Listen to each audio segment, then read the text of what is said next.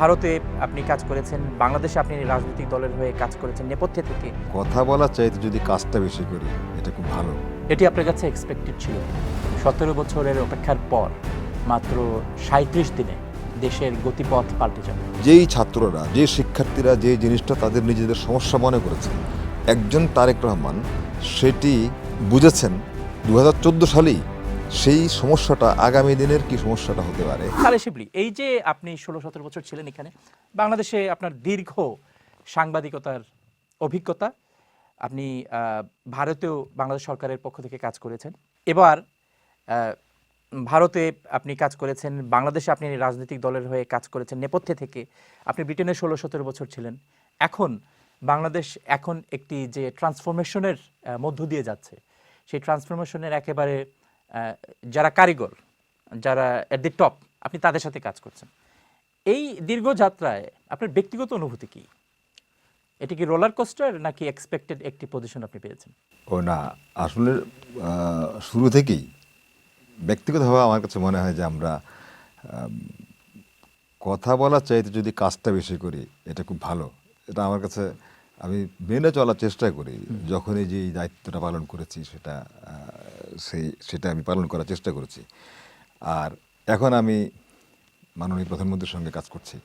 আমি ওনাকেও দেখেছি, ওনার কাছেও একটি বিষয় যে কথা কম কাজ বেশি। তা আমার কাছে মনে হয়েছে যে এই যে আমি যে বিষয়টা চিন্তা করছি এবং মাননীয় প্রধানমন্ত্রীর সঙ্গে আমি কাজ করছি, আমি দেখেছি উনিও এই একই জিনিস ফলো করেন। সো আমি ওনাকে অনুসরণ করে এই জন্য ওনার সঙ্গে যে দীর্ঘ সময় আমার যে কাজের সুযোগটা হয়েছে, আমার কাছে মনে হয়েছে এই বন্ডিংটা আসলে আমার কাছে খুব বেশি অনুপ্রেরণাদায়ক ছিল।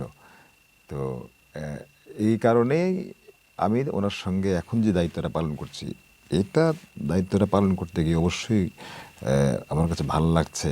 এ কারণে যে কাজটা,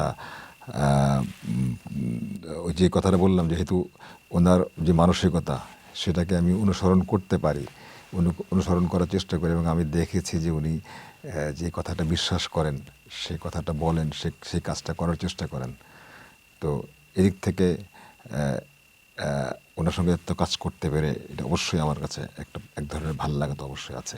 এই ট্রান্সফরমেশন যে সময়টা এত দ্রুত এসছে, বিশেষ করে ৫ই আগস্টের মধ্য দিয়ে, এটি আপনার কাছে এক্সপেক্টেড ছিল কিনা?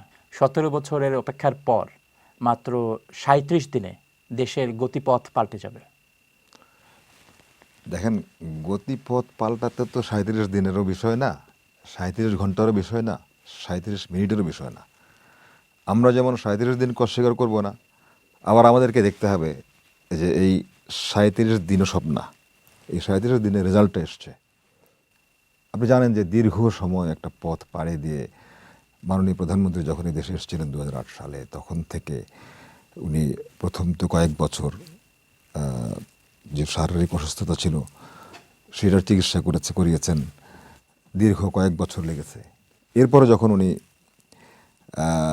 আল্লাহর রহমতে শারীরিকভাবে সম্পূর্ণ সুস্থ হলেন, জনগণের সঙ্গে কথা বলা শুরু করলেন, দলীয় কার্যক্রমে সক্রিয় ভূমিকা রাখা শুরু করলেন, তখন থেকে তো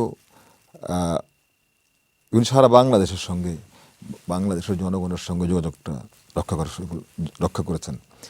একটা বিষয় কি, আমি কেন এই কথাটা এভাবে বললাম, সেটা হচ্ছে যে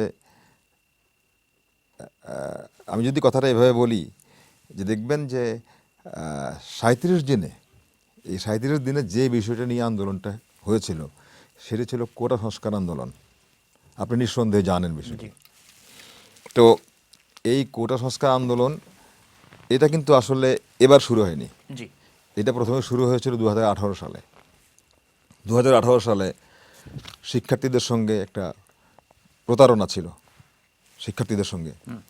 তো শিক্ষার্থীদের সঙ্গে প্রতারণা করার কারণে সেই সময় তো ওই আন্দোলনটা, শিক্ষার্থীরা যে আন্দোলনটা তুঙ্গে উঠেছিল, এরপরে আন্দোলনটা আবার স্থিমিত হয়ে যায়।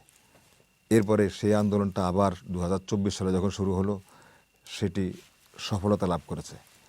এখন একটা মজার বিষয় হচ্ছে, আপনি তো লন্ডন থাকেন দীর্ঘ বছর, আমরাও ছিলাম অনেক বছর। আপনার মনে আছে ২০১৪ সালে জি, টাওয়ার হিলে একটা কনফারেন্স হয়েছিল বিএনপির সম্ভবত ব্যানারটা ছিল সম্মিলিত পেশাজীবী পরিষদ, এই ব্যানারে। জি তো সেখানে বাংলাদেশের ডায়াসপোরা যারা আছেন, এখানে বিভিন্ন শ্রেণী পেশার মানুষ এবং যুক্তরাজ্য বিএনপির সঙ্গে নেতাকর্মী যারা আছেন সবাই সেই সম্মেলনে এসেছিলেন। এবং আপনার মনে থাকতে পারে এখনকার আমাদের যে মাননীয় প্রধানমন্ত্রী তারেক রহমান, তিনি তখন ছিলেন অ্যাক্টিং ভাইস চেয়ারম্যান। জি তিনি একটা সম্মেলনে তখন তিনি একটা বক্তব্য দিয়েছিলেন এবং বক্তব্যটা ছিল এটা যে বাংলাদেশে যদি কখনো রাষ্ট্র পরিচালনার সুযোগ পায় বিএনপি, তাহলে বিএনপি কী করবে বাংলাদেশটাকে রাষ্ট্র মেরামতের জন্য। আমি যে কথা বলছি এটা বলছি 2014 সালের 15ই জুলাই। তখন উনি বিভিন্ন সেক্টরে কী কী কাজ করবেন এগুলি বলতে গিয়ে উনি বলেছিলেন যে আমাদের যে এখন কোটা সিস্টেম আছে 50 থেকে 56% যে সিস্টেমটা আছে, যদি বিএনপি কখনো রাষ্ট্র পরিচালনার সুযোগ পায় তাহলে এটাকে 5%-এ কমিয়ে নিয়ে আসবে। আমি এই জন্য কথাটা বললাম, দেখেন এই কথাটা উনি বলেছেন 2014 সালের 15 জুলাই। আর আন্দোলনটা শুরু হয়েছে, কোটা সংস্কার আন্দোলন শুরু হয়েছিল 2018 সালে, সেটার সফল পরিণতি হয়েছে 2024 সালে।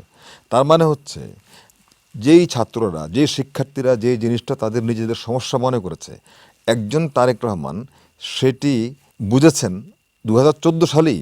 সেই সমস্যাটা আগামী দিনের কি সমস্যাটা হতে পারে, নেক্সট প্রজন্মের কি সমস্যাটা হতে পারে, কিংবা তাদের কি ডিমান্ড, এটা কিন্তু উনি বুঝেছেন আরও কত বছর আগে। এবং সেটা বুঝেই কিন্তু উনি 2014 সালের 15 জুলাই কথাটা বলেছেন। সুতরাং আমার কাছে মনে হয়েছে যে 37 দিনের আন্দোলনের সফলতা এসছে, কিন্তু এই আন্দোলনটা দীর্ঘ আন্দোলন, দীর্ঘ জার্নি, প্রেক্ষাপট আগে থেকে শুরু দীর্ঘ যাত্রা।